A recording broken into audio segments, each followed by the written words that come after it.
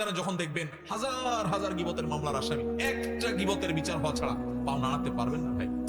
সেদিন আফসোস করবেন, আল্লাহর কসম, একটা গীবতের গুনাহ আমলনামা থেকে বুঝতে পারবেন না। কিন্তু দুনিয়াতে এখনো সুযোগ আছে।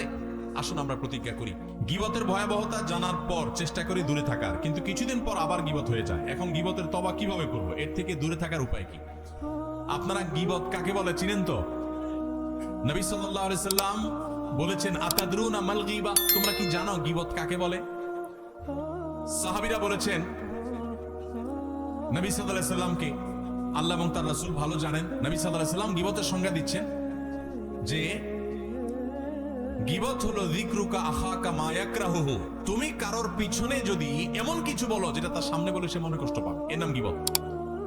এখন একটা মানুষের সামনে বললে সে মনে কষ্ট পাবে, এটা তার পেছনে বলতেছেন, লোকটা এখানে নাই, তার অগোচরে আরেকজনের কাছে বলতেছেন, এটার নামে কি? এখন যদি সেই দোষটা তার মধ্যে থাকে তাহলেও কি গীবত হবে? কি বলেন? গীবত হবে। আমাদের দেশে যারা গীবত করে সবাই কম বেশি গীবত অনেক সময় হয়ে যায় আমাদের দ্বারা, আল্লাহ আমাদের মাফ করুক। গীবত করার ক্ষেত্রে কিছু লোক আছে যারা গীবত করে, গীবত করার সময় শয়তান তাদেরকে একটা মাসআলা সাপ্লাই করে।